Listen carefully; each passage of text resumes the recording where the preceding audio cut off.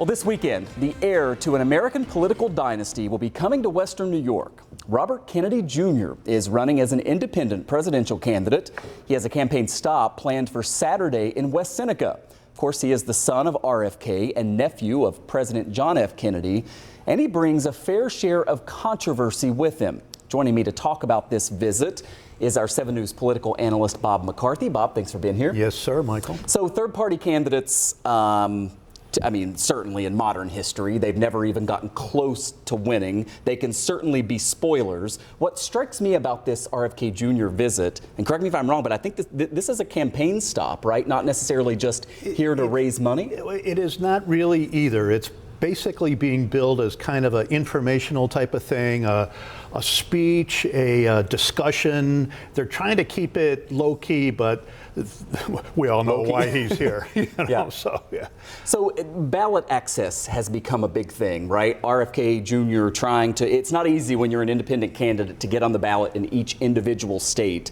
You know, when you're the Democratic candidate or the Republican candidate, you get on the ballot. How much does that factor into his visit here? It's a big part of it. I think basically what this is about is starting this signature drive to get enough 45,000 signatures on the designating petitions to get on the presidential ballot. That's more than any other state. He's made it in 6 others, but nothing to the extent of 45,000 signatures. So his people call this a daunting challenge. It's about as tough as you can get. Remember, he's got no organization, he's got no real party people behind him or anything like that. So he's going to have to get people who are like the sponsors of this Saturday event, the Western New York Constitutional Coalition. He's going to have to get groups like that to help him in his quest, and it's a big assignment for him. The big question I think that comes up when you talk about RFK Jr. and a couple of the other independent candidates who are trying to get on state ballots is who does it help or hurt, right? In all likelihood, Donald Trump or Joe Biden is going to be our next president. So the question is, does RFK Jr.'s candidacy help one and hurt the other? Well, the latest MSNBC poll this morning had RFK at 13%, and their conclusion was that he hurt President Biden, I think, more than President Trump.